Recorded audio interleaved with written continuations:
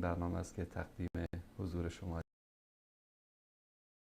قسمت‌های مذهبی صحبت‌هایی کردیم که امروز هم پیوسته به همان موضوعات گذشته یک سری مسائل دیگر از جمله اسباب تعصب. طبیعی است که تعصب اشکال مختلف خود دارد. درست. ما گاهی می‌بینیم تعصب قومی است، گاهی می‌بینیم تعصب زبانی است، گاهی می‌بینیم تعصب حزبی است، گاهی می‌بینیم تعصب دینی است. درست. و این کلش هر کدام از این بدبختی‌های خاص خود را برای جامعه اسلامی و برای جامعه انسانی بار می‌آورد. بله. و تعبیر دیگه این تعصب هاست که مقدمه چینی میکنه و چوب میگذاره برای در گرفتن امت. تعصب که آمد نتیجهش در حقیقت جنگ است. ای کل کشمکش که ما میبینیم در جامعه به شکل از اشکال، باز بر میگردیم به همین نقطه که متاسفانه به شکل از اشکال باز خود نماییم. از این خاطر عاملی که ما اگر بگویم که چرا تعصب پیدا می شود، در حقیقت به نوع محرومیت است. درست. وقتی که جانب مقابل خود محروم بپنداره، این محروم هر بخشی که باشد، اگر محروم از علم باشه، اگر محروم از اقتصاد باشه، اگر محروم از سیاست باشه، اگر محروم از چی باشه، او با خود می اندیشه که خب فلانه اینی کلی چیزا تو داری، خیمکی، ما چرا مساوی با تو نیست؟ و ما این نقطه را میگه. از این خاطر محرومیت قدم اول است برای چی؟ برای حسد. و میبینیم که دیگه زوال نعمت میخواهد. درست.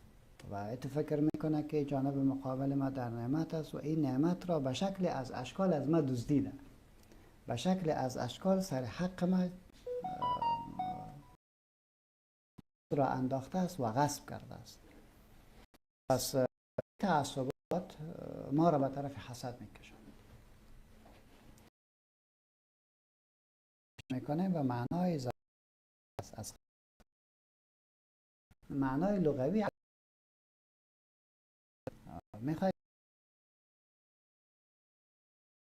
چرا او مقابل باید شود و به ای داده شود. باز میبینیم که این جانب مقابل محروم است. وقتی که محروم است حقش داده نشد، از این خاطر مشکل میبینیم. حالا این محرومیت دو نوع اساس است. یگان بار کسی محروم نیست ولی با وصفی از اون حسد میکنه. درست. به طور مثال یک گپ عام را بزنم.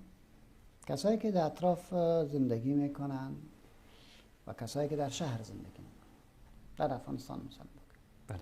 یک نفر در شهر زندگی میکنه، صاحب خانه است و طبیعی است که در شهر زندگی میکنی، همین زندگی هم کمک متوازن و دقیق است و زیبا است. بله. وقتی که یکی از دوستای ما از قریه میاد خانه، تو عزتش هم میکنی، نانم برش میدی، خدمتش هم میکنی، اگر پیش دکتر میگه پیش دکتر میبریش، در اخیر شاید یک چیز تفاهم بر جور بکنی. با این کل حالت وقتی که میبیند در مقابل هم فامیل و شکل از اشکال حسد خود را تبارز میباشد، غیبت میکنه، غلطی را تعبیر میکنه. ای که ببینید چرا این رقم است. ما که شهر با اطراف در حقیقت یک نوع از محرومیت است. درست. در دهات محرومیت است. محروم برق است، محروم سرک است، محروم شفاخانه است، محروم خانه خوب است. این کل چیز در اونجا نیست. وقتی که او داخل شهر میشه باز میبینه که تو همه چیز داری و من ندارم، ولو که کمکش هم میکنی، با وصفی از هم از تو خوش نمیباشه. از تو خوش نمیباشه. به شکل از اشکال حسد میکنه. بنابراین در اینجا ما میبینیم که چه کاری شده؟ آیا ما این محرومیت را ایجاد کردیم یا محرومیت را در حقیقت دستگاه حکومتی ایجاد کرده؟ درست. پس میبینیم که سیاست ناروای حکومت تأثیر منفیش بر بالای ما هم است، بر بالای کسایی که در دهات است، در روزان است. یعنی اما امکاناتی که برای شهر است اگر در دهات هم آماده بشه این حسد و این دشمنی بسیار کم میشه، بسیار کم میشه. از این خاطر ما میبینه فعلا ما در حقیقت اگر کسی قهر نشود، در حقیقت نصف جنگ ما جنگ دهات و شهر است. اگر از نظر علوم اجتماعی ببینیم، یا جنگ مکتب و مدرسه است. درست. تو تصویر طوری است. تصویر طوری است که شما همه چیز خوردید. از مکتبی ها در ساختمان های لوکس زندگی کردن، لباس خوب پوشیدن، نان خوب خوردن.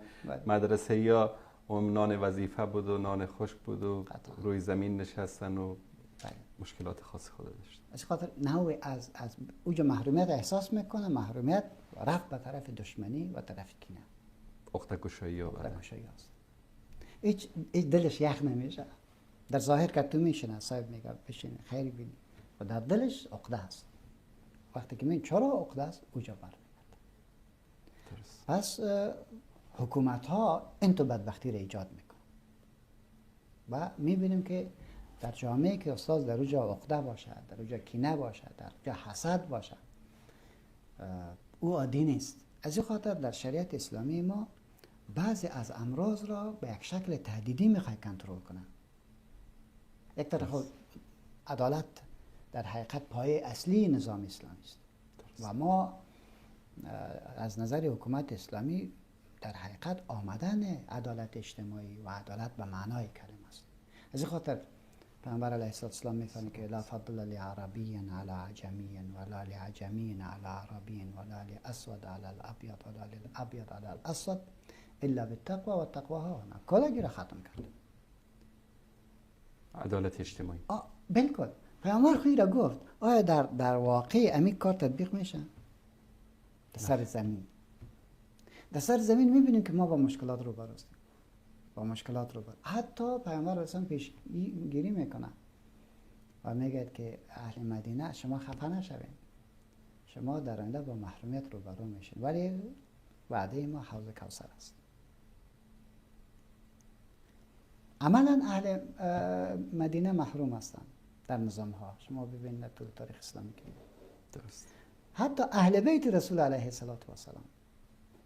یعنی بسیار جالب است که قرآن آدم تحلیل بکنه، عجیب تعبیر میاد که پیامبر را قرآن تعبیر از او را میکنه که من از شما هیچ پاداشی نمیگیرم، هیچ نوع در رابطه به این دینی که در خدمتش آمدم و شما مسلمان شدین و چقدر خوبی ها را این دین داد.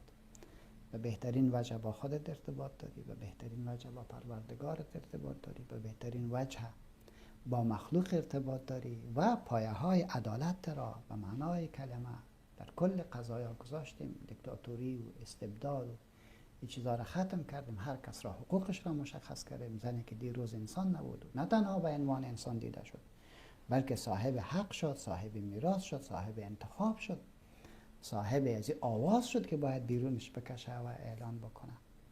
با این کل خوبی که داریم از شما هیچ پاداشی نمیخوایم. اسألکم علیه من اجر بجمع الا المودة فی القرب. یک چیز میخوایم که با اهل بیت ما خوبی بکنیم.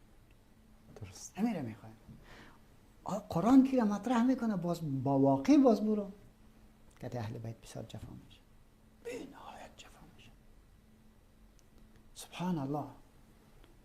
وقتی که چرا با اهل بیت جفا میشه، باز میبینی که یک تعداد میترسن. درست. ترسش وادار کرده که باید ظلم بکنه، باید بکوبه، باید چی بکنه. از خاطر اسلام همیشه بر ما میگه که شما حسد نکنید. چه رقمی کنترل شود؟ بعضی چیزایی هم تو محکم میای از بالا، چون ما باورمند به این هستیم که این دنیا زودگذر است. درست.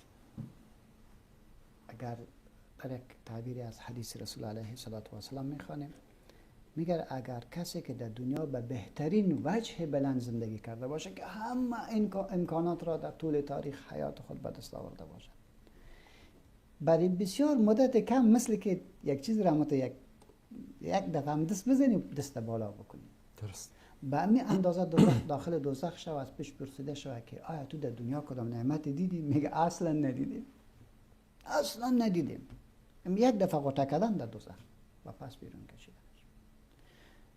و کسی که با کل محرومیت ها روبرو شده باشد، با کل محرومیت ها، وارد جنت که میشه برش میگه که یک دفعه که داخل شه و بیرون شه، فقط یک دفعه. باز برش میگه که در دنیا کدام سختی هم دیدیم؟ ابدا ندیدیم. سبحان الله، چی تعبیر است. خب حالا ما چطور وارد جنت شویم؟ که ما خوبی های خود را و اعمال نیکویی که میکنیم او را ارج بگذاریم، او را قیمت بگذاریم. تو کار نکنیم که بی قیمت باشه اعمال ما. بسیار تفاوت داره. طور مثلا وضو میکنیم، خب اگر ما نیتی از این را داشته باشیم در وقت وضو کردن که روی خود میشه، ما میگیم که الحمدلله که قطرات گناهی که به چشم و گوش و بینی و زبان خود کردم لله الحمد و المنه برم از بین رفت و دست و پا و چیزا را بکنیم. شما این لحظه که امیر رقمیت میکنین دارای یک روحی عجیبی در زندگی انسان میشه. این را بگذارین که باز قدم به طرف نماز میگذارین، به طرف مسجد میگذارین، نماز میخوانین. همین فاصله که وضو گرفتی تا نماز رفتی، پس آمدی تو یک نفر دیگری است، صاحب خوبی های وضو گرفته. تو رفتی تو مسجد کنی، با نظام چیزی نگویی، با تجار چیزی نگویی، حقوقت که زیر پای میشه تو به تفاوت بوده باشی. نه ولی راه ها را پیدا بکن که بهترتر و آسان ایجاد عدالت اجتماعی برقرار شود. جناب مولانا، همیشه در مورد سیرت رسول الله صلی الله علیه و سلم میشنیم که هجرت حول به حبشه بود. پیامبر صلی الله علیه و سلم تعدادی از صحابه را فرستادن به حبشه هجرت کردن.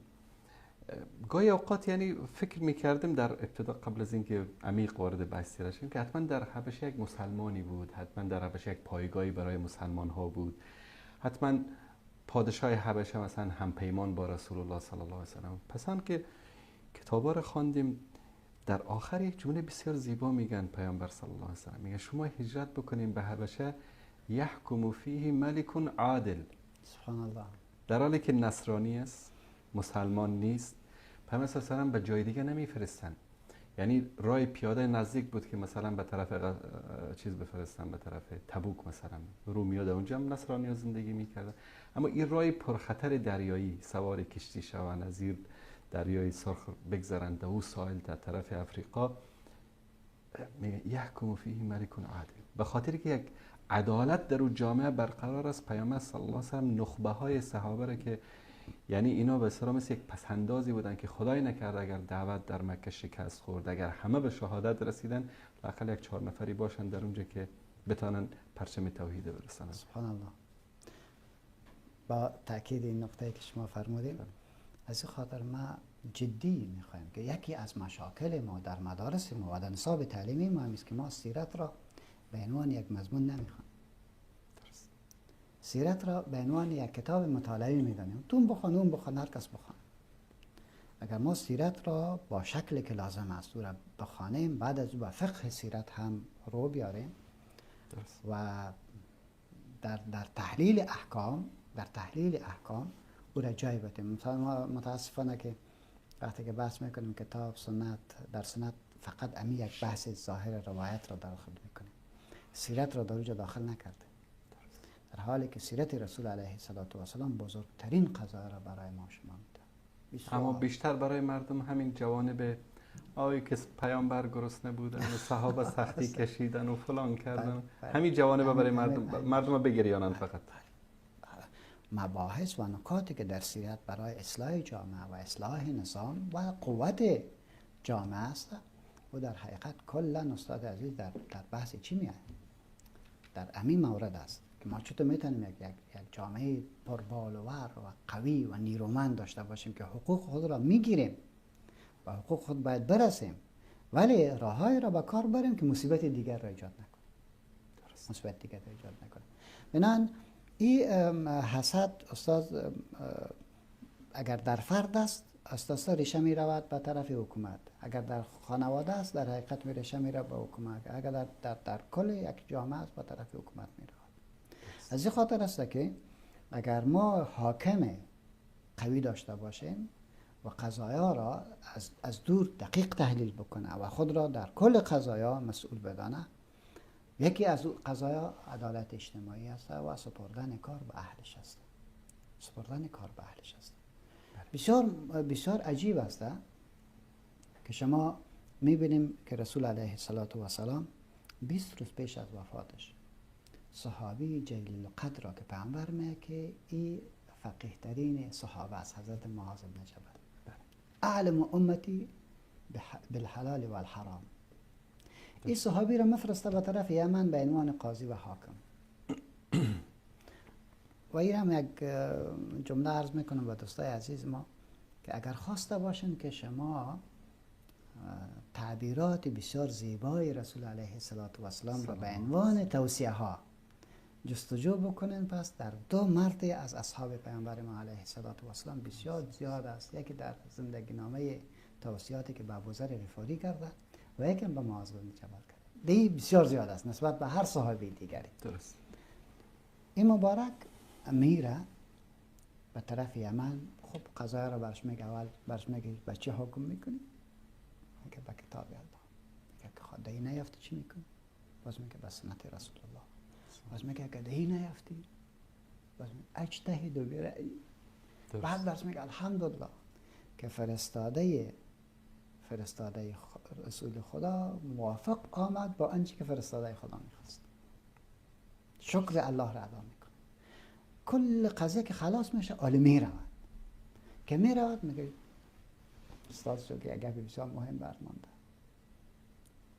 اتق دعوت المظلوم فإن ليس بينه وبين الله حجاب، اتق الله حيثما كنت وأتبع السيئة الحسنة تمحها وخالق الناس بخلق حسن. سبحان الله علی امی هر کلمه از رسول علیه السلام که واقعا جوامع الکلم بود پیامبر ما علیه السلام، این را به عنوان یک دستور بگیریم. برای کی میته؟ ایره برای حاکمش. کسی که برش میگه که ببینیم ما تو باز دیده نمیتونیم یک دیگر را، و این نکات را باید ببینیم. تو باید از دعوت و از بیچارگی یک انسانی که توسط تو مظلوم واقع شده باید از خدا بترسی، زیرا الله حاکم بالایت است. از این خاطر است که ما هر کس که غلطی میکنه، استاد غلطی میکنه، بله، گناه میکنه، اشتباه میکنه، خطر ایجاد میکنه، یک سلسله حدود برش گذاشته شده. اگر کس زنا میکنه چند دوره باید بخوره؟ 100 دوره. اگر 101 زدی شه و کسی که او را میزنه پس باید بخوره. چرا زیاد زدی؟ 2 اگر تو دوره میزنی تو حق نداری کسی را بروی بزنی. دوره در جای میزنی که پشت است، در جایی که سخت اوگار میشه حق نداری و با واسطه دوره تو مریض شه و حق نداری. آلیکت خنداق تفنگ که میزنن. بالکل. حالا ببینیم که با کدام عنوان و امو گناهی که کرده چقدر گناه هست و ثابت هم نیست، در حال تحقیق است.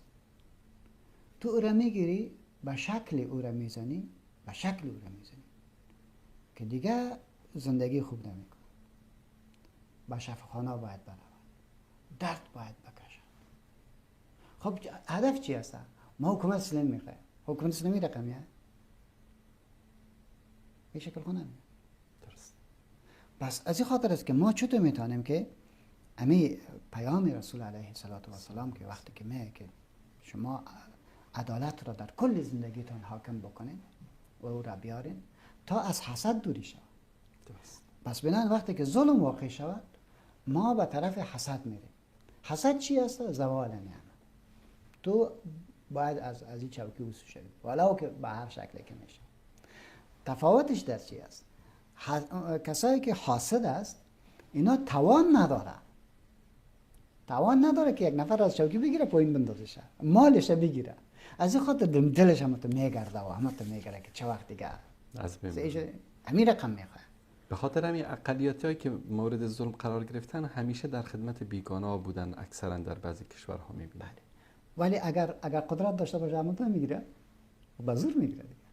از این خاطر ما باید برویم به طرف عدالت. اونا همه را از خود بدانیم. من قال لا اله الا الله دخل الجنه، انما المؤمنون اخوه و تسامح بکنه. بسیار جالب است. یک داستان دیگه یادم آمد. میگه این زمین حضرت عبدالله ابن زبیر و زمین حضرت معاویه در پهلو بود. حضرت معاویه دیگه امیرالمؤمنین است، قدرت نیم دنیا را رهبری میکنه. طبیعی که دیقانایش هم کمک مغرور بودن، کنم کار کردن، دیقانای حضرت زبیر علت کردن و توهین و تحقیرش. حضرت زبیر خبر بس دیگه یک خط جانانه را نوشته کرد به حضرت زبیر هم بچه اسما هستی. بس برش گفت که تو بچه هم هند هستی که اینطور است که تو چی هستی اما کل قضایا را مطرح میگه. تو میشناسی که من کی هستم؟ این را که نوشته کرد بسیار رکیک الفاظ را دوجه به دست آورد و این خط را کرد به حضرت معاویه. دیگه او طبیعیست که رواج است که وقتی که خط میاد دیگه خود امیر خود نمیخوانه، او سکرترش میخوانه. کسی که جواز خط کنه بخوان که گفت صاحب خواندن نمیتونم، بسیار بد نوشته کرد. گفت نه بخوانش در مجلس خلیفه. این که میخوانه بچه حضرت معاویه هم در اینجا هسته و یک بار دیگه قار میکنه. پدر اجازه بده که در پشت شتر کشش بکنم تا اینجا بیارمش و سرش جدا بریده جسدش هم تا کش کده میارم. چطور جرأت کرده؟ و الی آخری. حضرت معاویه آواز خود بلند نکرد، گفت نوشته کن. برای کاتبش میگه چی نوشته کنم؟ گفت نوشته کن از معاویه و عبدالله ابن زبیر السلام علیکم و رحمت الله. بعد میگه که تو را خب من مشناسم که بچه کی هستی، پدرت چی کاره بود، مادرت چی بود و همون صفاتش برش میگه، جایگاهش نزد پیامبر علیه السلام میگه همه را که ذکر میکنه. ما با تو کی میرسم و ابدا اجرات نمیکنم که خودم مساوی با تو بدانم. تو هستی.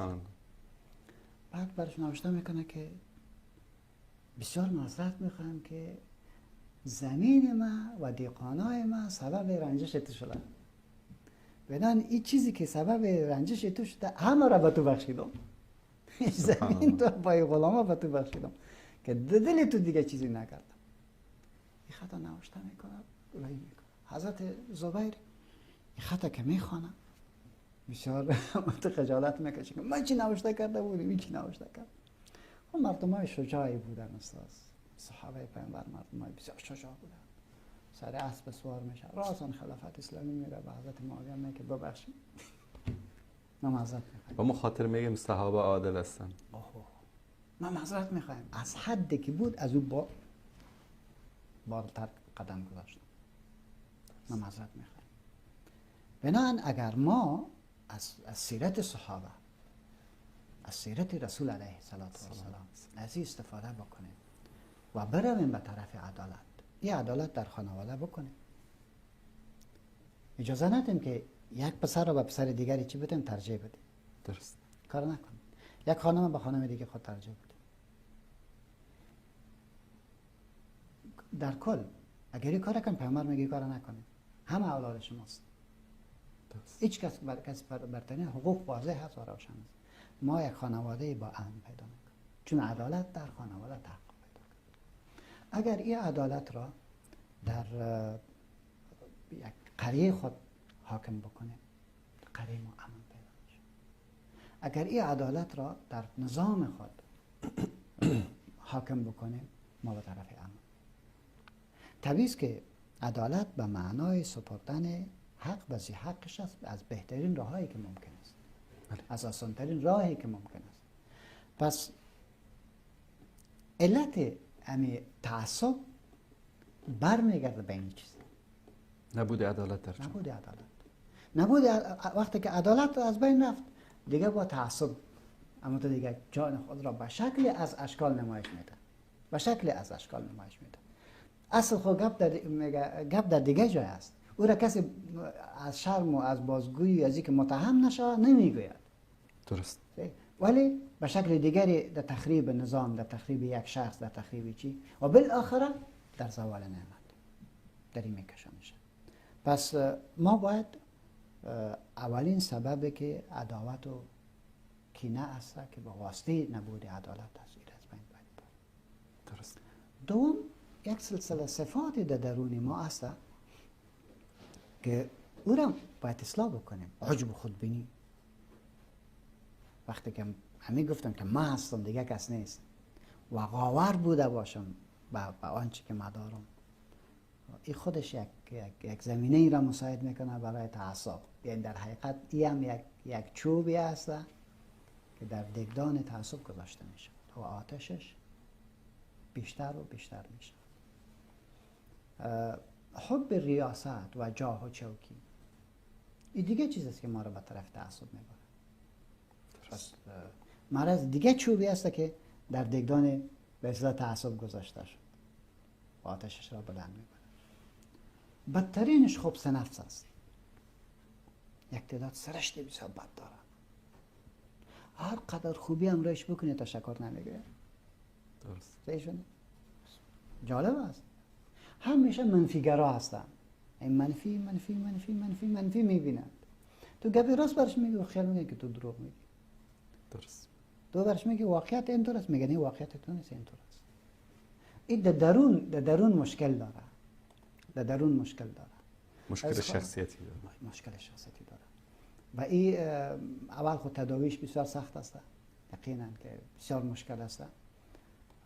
مگر که خداوند متعال رحم سرش بکنه و خودش مرض خود را بداند و از الله متعال استمداد بگیره و از شیوخ و علمای راسخ در مجالس علمها بشینه، ذکر الله را بیشتر بکنه، قبر را به یاد خود بیاره تا که امی خبث نفسش به حقیقت آهسته از بین بره.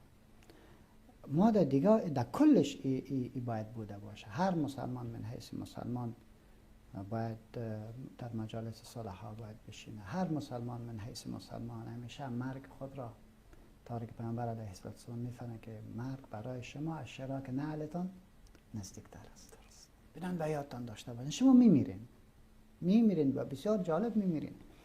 وقتی که بموری کس نمیگه پروفسور صاحب بیرون بکشین، شیخ صاحب بیرون بکشین، فهمیگه کلگی این جنازه نام طوری زیر قبر نرفتی، همه چیز از بین رفت. تا در قبر نرفتی. تغییر میاد. خب وقتی که من بیچاره میشم که با پولی من، با کل چیزی که در دنیا تصاحب کردم، نام من جنازه شد و یک تکه سفید پیچان و زیر زمین گذاشته شد. اما خوب نفری تو یک دفعه میبینه کدام سوراخ نباشه که همه را برباد بکنه. خوب نفره میکنه دیگه باز کلگی میره. ما یک رواج داریم در مردم استالف موازی زیاد قایم گرفته که نماز صبح خوانده شد باز دیگه با بده چند نفر میره سر مردم اونجا قرآن میخونه. من گفتم بخاطر که شب ترسیده دیگه سرش قرآن خوانده برین که علی شما حمایتش بکنه. اما خوب حق کار میکنن. اما کسی که بیشتر دوست داره یک دو بیل بیشتر خاک میپرته سرش که ثواب بگیره. خب دنیا این یک چیزی است. اگر ما امراض خود را تداوی نکنیم استاد و این قضیه را عادی فکر نکنیم که این تعصب را بالا باز ببریم به طرف نظام و به طرف قوم، چقدر خرابی میاد. رسول علیه السلام وقتی که ارشاد میفرمه که اترک هذه النتن، چیزای بدبوی و سپرده. کسی که به عصبیت دامن میزند از امت من نیست. من دعا الی العصبیه فلیس منی. زمانش بسیار گناه بزرگی است. درست. بسیار گناه بزرگی است. ما یعنی کسی که تعصب را یک بار خودش که میکنه خود یک مولا و دعوت به تعصب میکنه او دیگه از کده بدتر است. دعوت به تعصب. پس دو چیز را پیشنهاد میکنم. یک اینی که حکومت نسبت به هر کسی دیگری مسئولیت بیشتر داره و او پدری است که کلگی را باید زیر نظارت خود داشته باشه. کلامش باید زیبا باشه، کلامش باید مقبول باشه، سیاست بسیار مقبول باشه، نگذاره که غلطی شود. مانند حضرت معاویه رضی الله عنه که میگه اینا تو بخشش کننده بوده باشه، نگذاره که فاصله ها بیشتر بدلها حکومت بکنن قبل از اینکه بجا و نمیتونه تا که اهل را به وظایف خود نسپاره. اهل را اهل را به وظایف خود نسپارن موضوع خیلی مهمی است که بعد از یک میان برنامه کوتاه ان شاء الله در خدمت شما خواهیم بود. بینندگان عزیز گرامی، میان برنامه میبینیم و بعد از اون انشاءالله سپردن کار به اهل آن. بعد از میان برنامه در خدمت جناب حضرت مولانا عبدالسلام عابد خواهیم بود. با ما همراه باشید.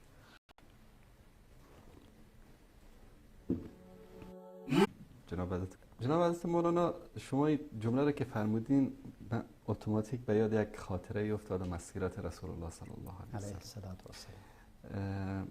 برای دوستان برنامه سیرت را تقریبا حدود 18 شبانه روز بین مکه و مدینه در همون کوه‌ها و دشت و مسیری که پیامبر صلی الله علیه و سلم رفته بودن. برنامه را در تلویزیون ملی هم دیده باشن که فارسی و پشتو. سوالی که تا هنوزم نتوانستم یک جواب قانع کننده برای پیدا بکنم که متاسفانه نیست در جوامع اسلامی بسیار کم دیده میشه، کار به اهلش، چیزی که شما اشاره کردیم. رسول الله صلی الله علیه و سلم در یک سفر سرنوشت ساز که مسیر تاریخ بشریت را تغییر میده، این سبب میشه این سفر که یک حکومت اسلامی قوی در مدینه تشکیل شود. ریشه فارس و روم و عرب و عجمی که با اسلام مخالفت میکردن کنده شد. در این سفر راهنمای خودشان را یک عمر ابن خطاب، عبدالله ابن مسعود یا معاذ ابن جبل یا که یکی از بزرگان صحابه تعیین نمیکنن. راهنمای پیامبر در این سفر پرخطر و همچنین مهم یک کافر است، کافری که در مقابل 2 شتر پیامبر صلی الله علیه و سلم به مدینه میرساند، عبدالله ابن اریقط. و در هیچ مصدر تاریخی هم ذکر نشده که عبدالله مسلمان شد. مشرک بود، مشرک از دنیا رفت. مشرکین مکه 200 شتر برای پیامبر صلی الله علیه و سلم و حضرت ابوبکر تعیین کرده بودند که هر کسی اینا رو زنده و مرده بیاره 200 شتر میده. اما عبدالله میه رسول الله صلی الله علیه و سلم از نزدیکترین راه و ما راه رفتیم، یعنی شاید باوری کس نشود که در اون راه باغ‌ها هست، چشمه‌ها هست، آب روان هست، یعنی چیزی است که اصلا قابل تصور نیست در جزیره العرب که بی آب و خشک بیاد. از بهترین راه پیامبر صلی الله علیه و سلم نزدیکترین راه و کم خطرترین راه میرسانه به مدینه. این چه جور آدمی بود که به 2 شتر راضی شد اما 200 شتر را نگرفت؟ آیا همیش یک نمونه ای از سپردن کار به اهلش هست یا نیست؟ قطعا استاد عزیز. رسول علیه السلام از این خاطر ما میگیم سیرت به یک دید قصه نباید بخوانیم، سیرت به عنوان اخذ حکم بخوانیم، حکم از روش بکشیم. چطور میتونی کارو بکن؟ من از این خاطر میگم که یک بزرگترین خلا در امت اسلامی همیست که ما سیرت را به عنوان یک مصدر تخریج حکم شرعی نمیدونیم. کلام مشکل است. درست. در حالی که میبینیم همین نکات را اشاره میکنیم، نه تنها در رسول علیه السلام خود نمونه بود، در کل زندگیش بر ما شما نمونه بود. یعنی وقتی که پیامبر علیه السلام با علما بحث دارن که قبل از نبوتش های او هم شامل حکم میشه نمیشه. بله. بعد از اینکه صاحب وحی شد دیگه کل چیز بر ما یک حکم است، بر ما یک دستور است، بر ما یک چیزی و ما آتاکم الرسول فخذوه به عنوان یک تمسک باید بگیریم. از این خاطر است که هر نظام من حیث نظام، هر خانواده من حیث خانواده، هر فرد من حیث یک فرد، هر کاسب من حیث یک کاسب، اگر او کار خود را به اهلش نسپاره او شکست میخوره. هر کسی که باشد شکستش از همینجا شروع است. دو، وقتی که به اهلش سپردی باور داشته باش که تو خطا نکردی، دیگه اعتماد است. انسان ها متفاوتند. ما در تاریخ بسیار کسایی را میخوانیم که کافر هستند، بیدین هستند، ولی دارای یک تعهد هستند، درست، دارای یک باور هستند، به خود شخصیت قائل هستند. در جزیره العرب داخل که میشین وقتی که بحث میکنیم دوران جاهلیت رو، دیگه کلام گپی نیست. میگه که و شخصیت من نمیگره. نمیخوام کس بر من انگشت بگیره. از خاطر کار نمیکنم. چرا عجیب نیست؟ یک نفر میاد میگه من در تعلق به اصلاح در امن فلان خانواده است. جان خودم میته و نمیخوای که را به کس تسلیم بکنم. مال خودم میته نمیخوای که بسیار شجاعانه برخورد میکنم. از این خاطر است که وقتی که ما اهلیت را بررسی میکنیم، اهلیت تنها به اصلاح قوی بودن همون نفر نیست یا تنها علم نیست. در اوجا صفات دیگری است که در اوجا عدالت است، در اوجا شجاعت است، در اوجا امانت است، در اوجا صدق است. این صفات هستند. نکته دیگه که استاد اشاره بکنم، امی ایمان که است یا بگم اسلام که است، این مفهوم است. درست. چیزی که مفاهیم باشه او دیده نمیشه، لمس نمیشه، لمسش بکنیم مزه نداره. وقتی که ما میگم اسلام یا میگم نظام اسلامی، او ایتون چیزی نیست که بر تو پکیج شد. منظور ابا و قبا نیست. قبا نیست، مفاهیم است. و قاعده است که چیزی که مفاهیم بوده باشه در حیز اعراض نمایش داده میشه. پس اسلام در مسلمان دیده میشه. اسلام در مسلمان دیده میشه. حالا اگر این مسلمان دروغ بگه، اگر این مسلمان خائن بوده باشه، اگر این مسلمان وعده خلاف باشه، این مسلمان بی‌عدالتی بکنه، در حقیقت چی میکنه؟ اسلام را به عنوان یک نظامی که به این ارزش‌ها باور نداره معرفی میکنه. از این خاطر است ما اگر خواسته باشیم که اسلام را تمثیل خوب بکنیم، کار را به اهلش بسپاریم. زیرا اون نفر در حقیقت ممثل اسلام است. اسلام را نشان میده. و رسول علیه السلام در این موضوع چنان دقیق بود که به حضرت ابوذر غفاری با کل عظمت شأنی که دارد، یعنی فکر بکنیم پنجمین نفر است که اسلام آورد. بسیار زیاد انسان به اسلام در زهد و تقوا که دیگه کسی دیگه نمیتونه که او گپ داشته باشه. ولی وقتی که وظیفه میگه پیامبر خدا میگه که تو ضعیف هستی، تو ضعیف هستی. خود چی ضعف داشتون؟ یک ضعفیشی بود که نمیتونه با این مردم صحیح مراوده بکنه، زود قار میشد. زود قار دیگه کدام گپ نداشت. یک دو رکعتش خوب کردن نمیتونستی. یک بار چی می نصوص را به ظاهر حمل میکرد. این دیگه ضعفش بود. عمق قضیه را نمیگرفت. میگفت که پیامبر این تو کرد، این تو بکن. خلاص دیگه. ابوبکر این تو کرد، حضرت عمر این تو کرد. دیگه چاره نداشت. از این خاطر اعتراض میکرد سر حضرت عثمان، حضرت معاویه، یا چی داشت بسیار جالب بود. اگر ما وقتی که بحث میکنیم از عدالت در حقیقت یک صفتی است که همه محاور انسان را در خود میگیره. پس یک انسان عالم را، یک انسان با حوصله و صبر را، یک انسانی که به مشوره گوش میدهد، یک انسانی که میتونه شخصیت های خوب را بشناسد و او را به کار بگیرد، از مشورهش استفاده بکنه. اگر ما تو یک نفر حاکم شد، طبیعتاً میرن به اون نقطه‌ای که گفتم بی‌عدالتی سو ختم میشه. اما کینه و کدورتی که است او را از بین میبره. وقتی که جانب مقابل خود را دید، به شکل از اشکال در نظام، به شکل از اشکال خود را صحیح از سیستم دید، او از حسد دور می شود، او دیگه از کینه دور می شود، او دیگه بدبختی هایی که اصلا نمی کنه مگری که خبث نفس داشته باشه. دیگه وقتی که خبث نفس داشته باشه، مثلا ما 1000 نفر داریم، در 1000 نفر یک نفر خبث نفس داشته باشه که با انسان خبیث چی رقم برخورد بکنیم، او هم واضح است. روی اساس سپردن قضیه به حد بلند است که رسول علیه السلام در مجلس نشسته است و مرد پرسان میکنه متی الساعه. پیغمبر علیه السلام به صحبتش ادامه میده، جواب نمیده.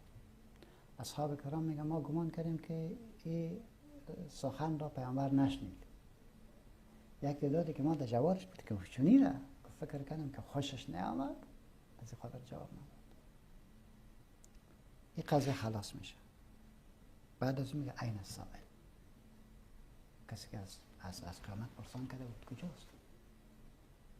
گفت که انا هنا یا رسول الله، یا ها هنا یا رسول الله. بعد میگه که قیامت وقتی نمی که اذا ضیعت الامانه، وقتی که امانت ضایع شد. وقتی گفت که امانت ضایع شد، کسایی که در مجلس نشسته بودن همه حیران شدن، چون بسیار قوی تربیت یافته بودند از نظر صدق و از نظر امانت داری. یک سوال میکنه کیف اضاعتها یا رسول الله، امانت چطور ضایع میشه؟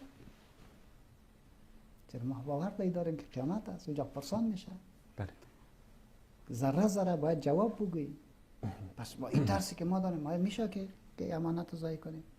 و بررسان میگه اذا وصل الامر الى غیر اهل فانتظر الساعه، کاره که به اهل سپردی قیامت رو دیگه فانتظر الساعه تعبیرات مختلف داره. یک تعبیر بعض علما میگه فانتظر الساعه الان، این میاد دیگه چای چپا میشه، خلاص دیگه این دیگه تو دیگه باور داشته باش که خیر نمیدی. او باز او خود ساعت است، نه که قیامت کبری است. بعض میگه نه میگه دمی حال میگه چپا کنی، یعنی میاد خرابش کرد. قیامت چی رو میگه؟ یک چیز رو بزدن دیگه تخریب شد. فانتظر الساعه من الان، از میاد قیامت در قرآن کریم هم تأکید میکنه ان الله یأمر بالعدل والاحسان والاحسان و ایتاء ذی القربى و ینهی عن الفحشاء والمنکر. بحث سرزمی است. ان الله یأمر بالعدل. در هر نماز جمعه امام میخوانن اما عمل کسی نمیکنه. چرا نه استاد؟ به خاطر که ما ایره کم میگیم. درست. ما بحث عدالت اجتماعی را و بحث مسئولیت ها را ایره کم مطرح میکنیم. تو میترسیم که اگر ما بگم فلانه خفه میشه، دوستانه خفه میشه، نه ما تربیت داریم. چرا گپ آوردم کج میگه نباید زبان علما چی داده شود دیگه پلستر شود. با علما یک چیز داشت ایره بگو، خب ایره نگو، بگذار که عالم گپ خود داشته باشه. خب تو میفهمی که میداند، تو میفهمی که جاهل نیست. وقتی که جاهل نیست و عادل است و علم داره، پس چی تقدیرات سرش وضع کردی که ایره بخوانی، ایره نگو، ایره بگو؟ در حقیقت ظلم است که در مقابل یک انسانی که مسئولیت داره و بسیار زیاد مسئولیت داره. قدیما خلفای اسلامی خیلی خوب بودن استاد، یا پیش عالم میرفتن، بله، صحیح شد، و یا عالم میامد پیشش برش میگه که نصیحتم بکن. آلی خود صاحب حکام فعلی خود از عالم میترسه، راه ها را پیدا میکنه که عالم را باید مسکوت چوب بکنه. چی رقم چوب بکنه؟ والا مشکل است، ایشی است بنان ما برای شما از طریق همین وزارت حج و اوقاف از طرف فلانه یک چیز نوشته کده براتون میتون شما او را خوانده برین مسلم. خیلی ما چی شد؟ خیلی مسئولیت ما چی شد در جامعه؟ من خیلی کار هر کس میتونه بکنه. بگذاریم که ایگه بازار بوده باشه، نباید ما تهدید بکنیم که زیر این علما هستن که آه مردم را بیرون میکشد و آواز مردم را بیرون میکشد.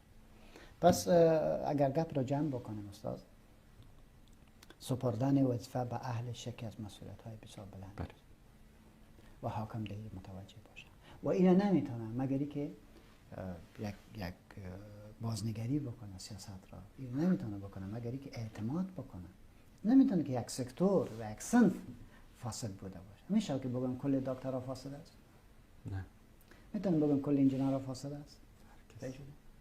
استغفر الله، خدا شاهد است که من بعضی از دکترها را میشناسم که ایمان از او را میبینم که تو خودم خجالت میخوری، خدای چی عجیب آدم است.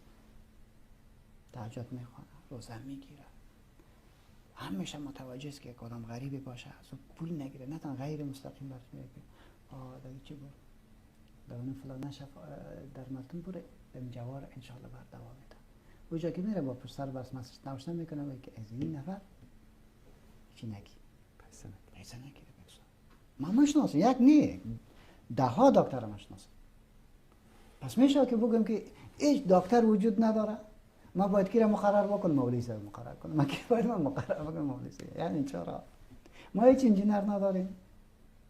مشکل اینجا جناب مولانا که مریض میشون مثلا پیش دکتر میرن، خانه میسازن، پیش انجینر میرن که خانه‌شون برشون بسازه.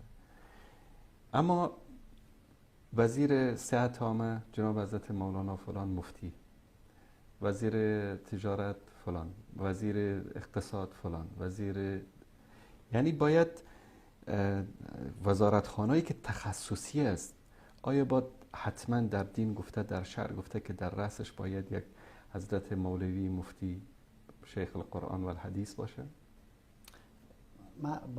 من میدانم استاد، من میدانم که مشکل افغانستان چی است، درک میکنم. من اعتراض جدی ندارم که به یک مدتی در خلال 1 سال هیچ مشکل ندارم. مرج مولوی صاحب مقرر کرده خدا خیرشان بده، کاری نمیکنه. اداره باید چگونه شد، ولی باور به این داشته باشه که این سیستم باید ختم شد. اگر میخوایم افغانستان رو جور کنیم، درست، اگر میخوایم که اسلام را به شکل زیبایش مطرح بکنیم که ما میتونیم حکومت اسلامی رو تمثیل کنیم، اگر میخواسته باشیم، به یک شجاعت نیاز داریم. و شجاعت نیاز داریم که برای حدود هر کس در کجا این را باید سیستم را بسازیم. سیستم بسازیم. امروز حکومت ها به سیستم ساخته میشن. شما باور بکنین عجیب نیست، داخل شفاخانه میشین در کل مملکت ها. بله. دوایی که دکتر برات میده یک نسخهش میره صحت. دکتر که هرچی نوشته کرد نتیجهش میره به وزارت صحت. 5 سال بعدم به که نامت بزنه میگه فلانه در کجا بستر شده بود و چی دوا برش داده بود و الی آخر دوستش. مسئولیت باید بگیره. ولی ما ببینیم که دکتر چی رقم جرأت میکنه و هم سر به خود دیگه پیش میره یا خیانت بکنه. در هر بخش ما برین به سیستم داخل میشه. پس ما چطور میتونیم که باور بکنیم به سیستم گذاری؟ باور بکنیم این دنیا دنیای تکنولوژی است، این دنیا دنیای عصر علم است، از این فرار نکنیم، عادی فکرش نکنیم. پس من نمیتونم، صحیح شد نه؟ من نمیتونم، من زیاد کتی چیزا کار ندارم. پس ضعف خود باید اقرار بکنم، اجازه بدم که کس دیگری بیاد. ما هرگاه اگر بتانیم یک نظام را به اهلش بسپاریم و مردم را بگوییم که علما چون این نظام را بر شما ساختن و در خدمت شما قرار دادن، این با مراتب بهترتر به نسبت به که ما نظام را بسازیم ولی خدمات را عرضه کرده نتانیم. خدمات که عرضه کرده نتانیم باید باور داشته باشیم به که عناوینی که ما یک وقت برای مردم میدادیم وقتی که امو هدف آمد دیگه او عنوان تو داده نمیتونیم. ما در مقابل یک حکومت سیکولر، در مقابل یک حکومت مزدور، در مقابل یک حکومتی که اصلا اصالت نداشت قرار داشت. خب دعوا چی بود؟ حکومت اسلامی. اما مجرد که حکومت اسلامی آمد دیگه در رخ مردم زده نمیتونی. حکومت اسلامی آره دیگه تو خدمات بش کن. آره ویژگی‌ها رو تو باید کاری بکنی که نکرده. تو باید کاری بکنی که اسلام یعنی از این خاطر ما اگر این کلام را به خاطر از این میگم که الحمدلله این یک تجربه کاملا جدید است. درست. در تاریخ امت اسلامی تجربه اولی داریم که علما یک نظام فاسد را دور کردن و در سطح یک نظام آمدن و تانستن امنیت را برپا بکنن، تانستن امن را ایجاد بکنن، تانستن که افغانستان پاشیده را یک پارچه بکنن، تانستن که اسلام را به عنوان قانونی که باید منافذ باشه مطرح بکنن. حالا این کل کار شده ولی به این ادعا دیگه نمیشه. دیگه از این بعد مردم میخوای خدمات بده. چگونه خدمات داده میتونی؟ کار به اهل کار بسپار. چگونه این کار کرده میتونی؟ بس اعتماد بکن. و رب العالمین وقتی که این کار ما کردیم کسایی که خیانت میکنن و غلطی میکنن بسیار زود الله افشایش میکنن. روزی حضرت عمر رضی الله عنه نشسته بود، حضرت علی نشسته بود، یک کسی یک صندوقچه را آورد که در اونجا مروارید مختلف زیبایی در اونجا بود. اینه که گذاشت حضرت عمر به عسکر گفت که او بچه از این خود چیز بر نداشتی، خود چیز نگرفتی تا که اوست بگه آنو نه. حضرت علی گفت که این گرفته نمیتونه به خاطر که امیر نگرفته.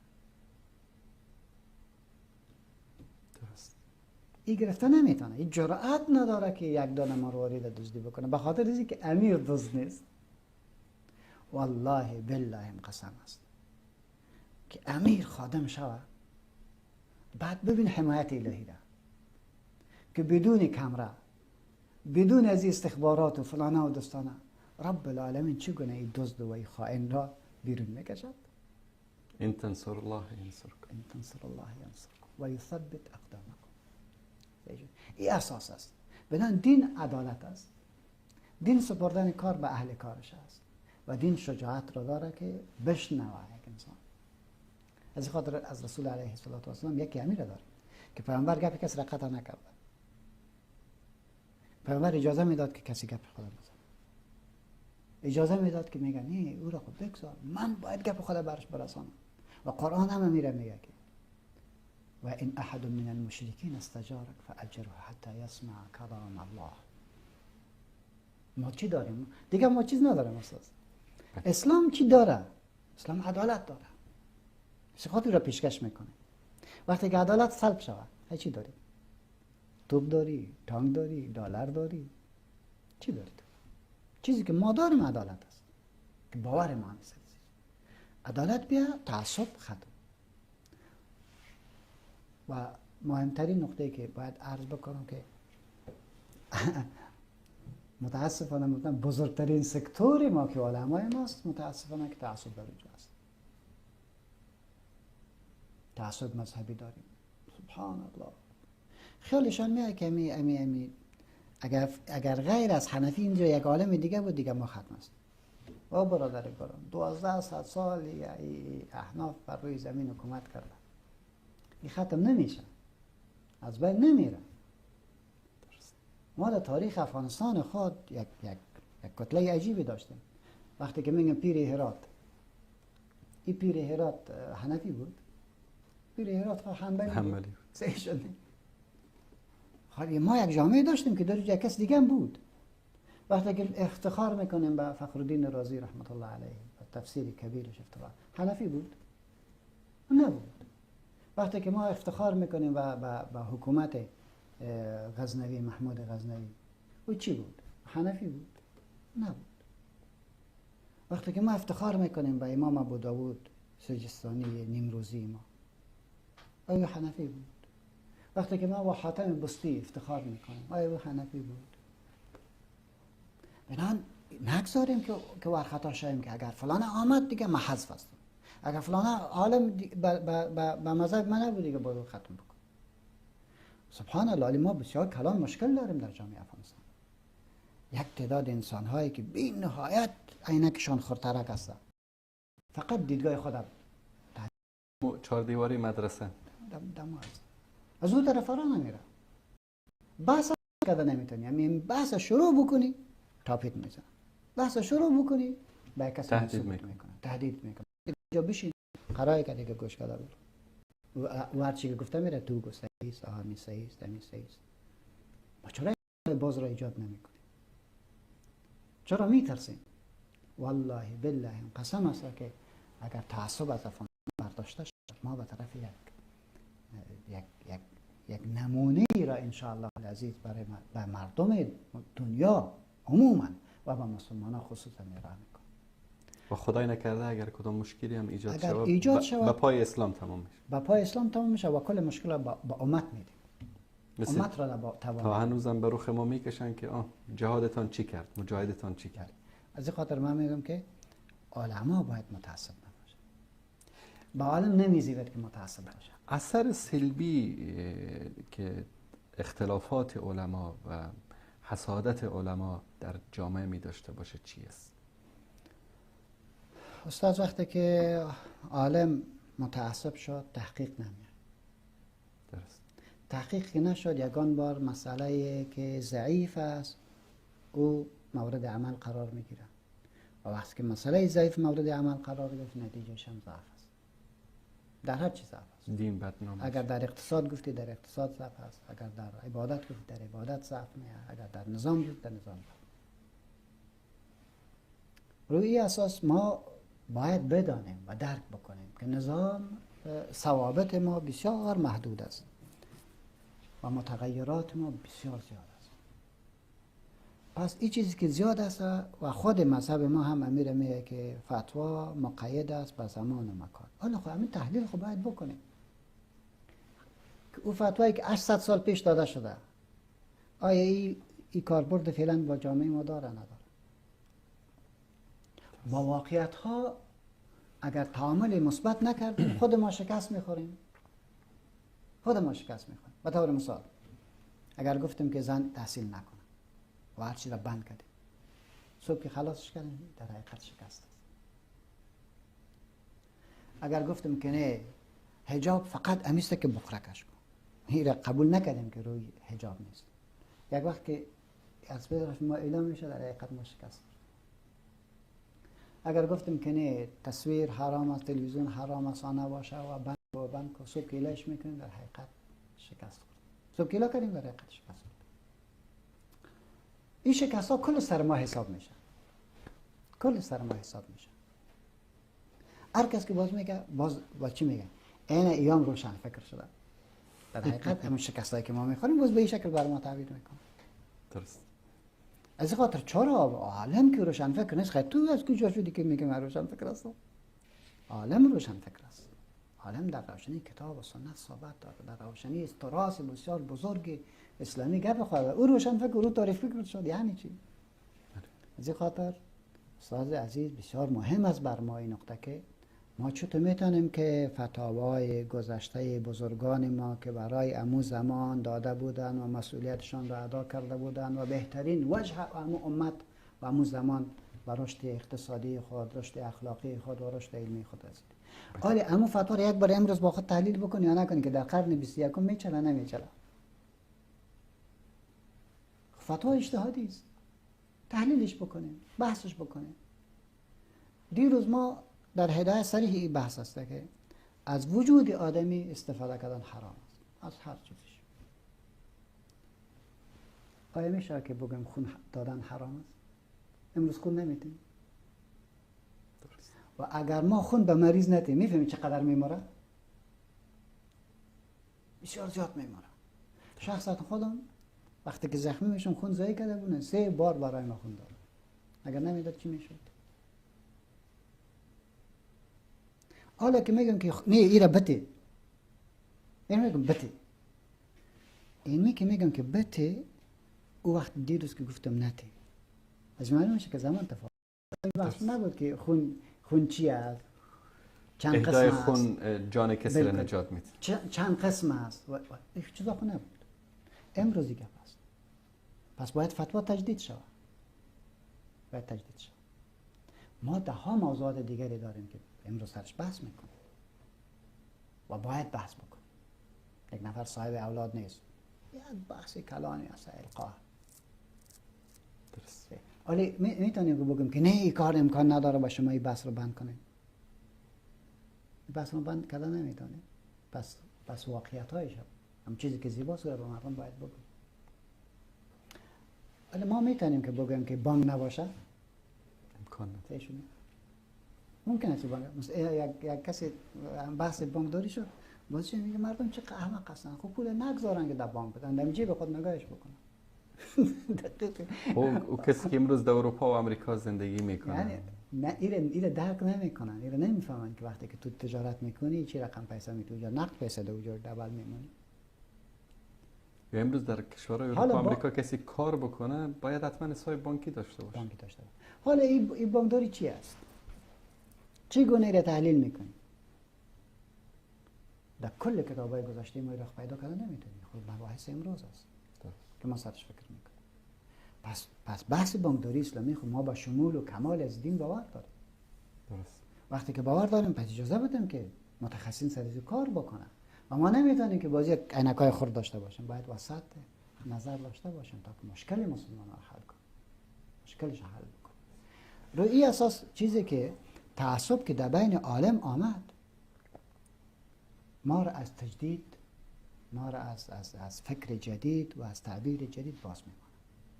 وقتی که من میبینم که کسی مرا ملامت میکنه، توهین میکنه، تحقیر میکنه، بندی میکنه، که من میگم چی ضرورت دارم که بحث خدا را حل کنم؟ دقیق شده؟ بس بحث خدا قرار کردم و بسته بیمان. چیزی که در دلم است او را نمیگم. چرا نمیگم؟ یک جایی که بیاب میشم چی ضرورت است که من خدا بیاب بکنم؟ یک جایی که تهدید میشم چی ضرورت است که من خدا تهدید بکنم؟ آیا این گپ اینقدر قیمت داره که من جان خدا باید بدم؟ نمیتونم. یک نوع جمود فکری و دینی. ایجاد میشه. پس چی میشه؟ وقتی که ما تحلیل میکنیم اگر گپ یک عالم را در زمان خودش که او بر تو مطرح میگه تو نشنی و عالم فرار میکنه، عالم فرار میمونه. پس ما محروم خیری کی شدیم؟ مولانا شدیم نشدیم؟ ما محروم خیر سید جمال الدین شدیم نشدیم؟ ما محروم ده ها علمایی که وقتی که سرشان فشار آمد و با تعصب رو برو شد و ترک کرد. پس ملت محروم شد. از این خاطر ما حکومت هم میگیم که حکومت مسئولیت بسیار بلند داره که دید بسیار واسع داشته باشه. نترسه از قضیه علمی، نترسه قضیه علمی رو بگذاره سر میز. واقعا قضیه حکومتی کردن منابع، حکومتی کردن امر به معروف و نهی از منکر، فکر کنم یکی از اشتباهاتی است که بعضی از حکومت ها انجام میدن. مثلا امر به معروف و نهی از منکر واجب است برای هر مسلمان. امروز ما یک وزارتی داشته باشیم به نام وزارت امر به معروف و نهی از منکر، فقط اینا حق دارن که امر به معروف و نهی از منکر بکنن. بقیه مردم میگن خب مادامی که وظیفه اونا هست دیگه ما کاری نیستیم. اگر ما بخوایم که مداخله کنیم در امر معروف و نهی از منکر، مردم شاید بپرسن مگر تو در وزارت کار میکنی؟ تو اجازه داری از طرف حکومت که این کارو میکنی؟ ما دیدم یه اساس که وزارت امر بالمعروف باید باشه، ولی یک وزارت پالیسی ساز باشه. دقیق شده؟ پالیسی بده. پالیسی عجیب است به اشکال مختلف. ما در جامعه افغانستان سیستم ادبی خود افتیده. ما در یک جامعه بی ادب در حقیقت زندگی میکنیم. هر جامعه را به طرف حفظ آداب بکشان که کلگی مسئولیت خود را بگیره. هر کس که غلطی میکنه خود به خود مورد هجوم قرار میگیره. مثلا شما برین در مملکت های دیگه اگر یک چیزی را خوردی و او را پرتی، خود از دستت پرت، سیگارت کشیدی هیچ شیلا کرد، میفهمی که چند نفر براتون میگه چی کار کردی؟ همه کسایی که دور است کلگی تو میگه یک تعداد هم تو جبران صرف میگه ایرا وردار دو جایش با ایرا وردار جایش با. بسیار جالب بود. من یک جای میرفتم دیگه یک خواهر پیش است و اما کارت خود گذاشت و تیر شد. من که رسیدم گفتم والا خوب تیر شده. گفت نه این کارت برای یک نفر بود، تو دوم نفر باید داخل نشه، تو کارت خود استعمال. درست. چرا یه مجزه خادر هست که هر کس باید همون کسی داخل شد که اینجا اجازه داشته باشه. ساز ما امر بالمعروف را به شکل باید بکنیم که پالیسی بدیم، در نصاب تعلیمی جای بده. و طفل بگو که هرگاه پدرت به مسجد نرفت برش بگو پدر جان چرا مسجد نمیری؟ او آواز بکنه. نه اینکه تعدادی با لباس مخصوص مأمور امر به معروف باشه. او باید آواز بکنه. او باید بگوید. وقتی که نان میخوری باز در آخر مکتب نوشته شده کسی که دعای دسترخوان را نگفت یا بسم الله را نگفت، این طفل باید آواز کنه چرا ما این رقم نان نمیخوریم پدر؟ درست. ما یک سلسله تربیت را شروع بکنیم با شامل نصاب تعلیمی بسازیم. امی ادبیات دری و ادبیات پشتو را این مضمون ما داریم، امی رو ادبی کنیم، امی رو واقعا ادبی کنیم. چگونه نان میخوری، چگونه راه میری، مسئولیت چی است، بحث داشته باشیم در رابطه با امر بالمعروف.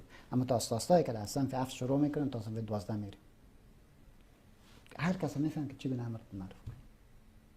کلگی باید شامل از این پروسه باشه، نه یک فرد. او فرد کی است که پالیسی ساز، او وزارت پالیسی میسازه. او میاد از دور هر روز نگاه میکنه چرا این نفر که غلطی کردی دیگه چرا نگفت، چرا فلان منکر در جامعه رایج شد، این منکر که آمد چرا فلانه در پهلویش دیگه چرا مخالفت نکرد. او راستایی که گوشه میکنه که چرا مسئولیت ادا نکردی، باید تو هم ادا میکرد. چی مشکلی بود که این رقم کار کرد؟ در ایچی میرم در مثلا در موتر سوار میشه کلگی لین باید داشته باشه، یک نفر برند گربردی میکنه، یک کسی باید باشه امر معروفی که برای مسئولیتش متوجه کنه که برابر چرا کار میکنه و او را بفهمه. از این خاطر من میگم که ما یک وزارت پالیسی ساز داشته باشیم که پالیسی را به کلگی بده، به وزارت معارف بده، به تحصیلات عالی بده، به وزارت تجارت بده، هر کس را در جایش چی بده. مثلا در پالیسی وزارتی باشه که وزیر صاحب باید نماز وزارت باید بده. کی باید امام باشه؟ وزیر صاحب. وزیر صاحب که آمد در نماز ما باید ببینیم که رئیس صاحب نبیه یا کارمندان نبیه. رئیس صاحب بیه باز من ببینیم کارمند نبیه. خود به خود ما با یک جماعت بسیار زیبایی رو برو میشیم. چیز ضرورت داریم که با دو جا همیشه بگم نماز خواندی نماز نخواندی او کجا مهم است، اوجا مهم است. باید تطویر بکنیم به این شکل. فرهنگ سازی مهم است. بنابراین وزارت امر بالمعروف در حقیقت یک وزارت پالیسی ساز بوده باشه، نه وزارتی که ایرا بگی او را بگی او را بگی یک تشنج ایجاد بکنه. درست. جناب استاد، وقت ما امروز 15 دقیقه قبل از معمول به پایان میرسه. به خاطر جناب استاد بیمارستان یک مراجعتی دارن، برای سلامتی جناب مولانا هم دعا بکنین که الله سبحانه و تعالی شفای کامل و تندرستی کامل نصیب شما بکنه. اگر سخن پایانی داشته باشین. دعا میخوایم از برادر و در حق ما دعا کنیم. هم از نظر دینی هم از نظر دنیوی. الله متعال حفظتان کنه، الله متعال صحت و سلامتی کامل نصیبتان کنه. تشکر از همه شما عزیزان که تا این لحظه بیننده برنامه ما بودید. تا فرصتی دیگر که باز هم با نسیم رحمت در خدمت شما عزیزان خواهیم بود. همه تان را به پروردگار متعال میسپارم. و صلی الله علی سیدنا و حبیبنا محمد و علی آله و صحبه اجمعین. جزاکم الله خیر. روز جمعه برنامه نداریم بخیر. برنامه نداریم، انشاءالله روز شنبه در خدمت شما عزیزان دوباره خواهیم بود. السلام علیکم و رحمت الله و برکاته.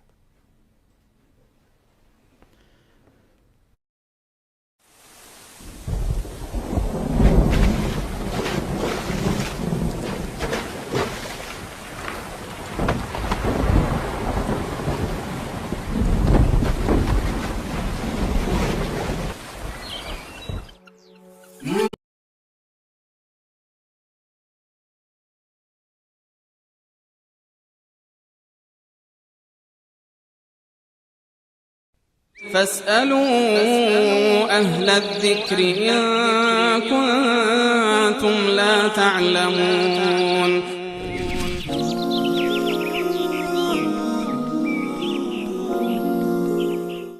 خواهری پرسیدن که شوهرشون ایشون رو مجبور میکنه به خوردن آلتشون هنگام همبستری و همچنین خوردن منی، تا حدی که ایشون میگن که میخوان به این دلیل از شوهرشون طلاق بگیرن.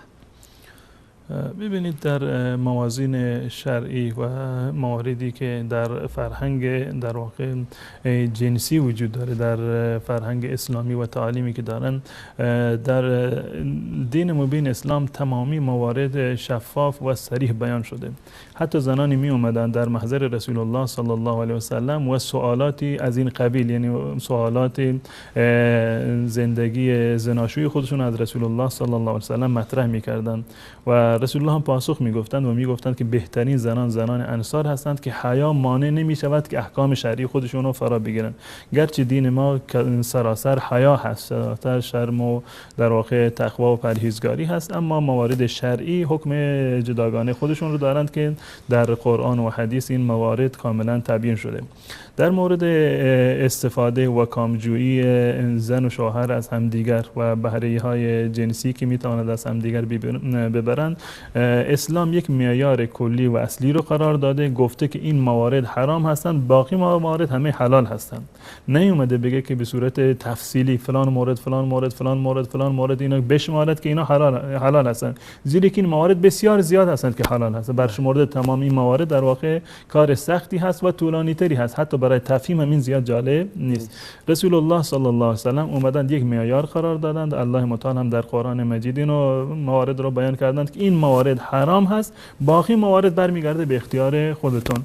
درباره مقاربت، یعنی تنها خط قرمزی که در زندگی زناشویی وجود دارد فقط و فقط دو مورد هست. یکی مقاربت همبستری در هنگام عادت ماهیانه یا در بعد از وضع هم تا زمانی که زن پاک نشده، و دیگری مقاربت از راه عقب هست. این دو مورد استثناء شده، غیر از این دو مورد به اختیار خود انسان واگذاشته شده. و این مطلب رو رو رسول الله صلی الله علیه و آله به صورت کامل در واقع سوال کردند. یکی اومد در محضر رسول الله صلی الله علیه و آله سوال کرد که یا رسول الله از زنهای ما چه چیزی برای ما حلال هست، چی رو انجام بدیم چی رو انجام ندیم؟ رسول الله صلی الله علیه و آله فرمودند اتق الحیضة و الدبر، از حیض یا از عادت ماهیانه و دبر یعنی جماع از راه عقب پرهیز بکن، باقی مانده تو میدونی با سلیقه و با در واقع فرهنگی که بر اون بزرگ شدی. پس بنابراین غیر از این دو مورد حرام قطعی در زمینه زناشویی و زندگی مشترک بین زن و شوهر مطلقاً وجود ندارد. خب وقتی که این بخوایم این قاعده رو مثلا اصل قرار بدیم و این گونه سوالات رو به صورت کلی مثلا پاسخ بدیم، از نظر شرعی صراحتاً اومده در کتاب‌های فقهی و حتی در کتب تفسیر اومده که بوسیدن زن و شوهر یا لیسیدن زن و شوهر یکدیگر را به صورت کلی جایز هست، حتی ولو اینکه آلت تناسلی یکدیگر باشه. هیچ گونه ممانعت شرعی در اینجا تهدید نشده و در واقع ممانعت و شرعی در اینجا اعمال نشده. جایز است به صورت کلی بوسیدن تمام بدن زن و شوهر برای یکدیگر. و من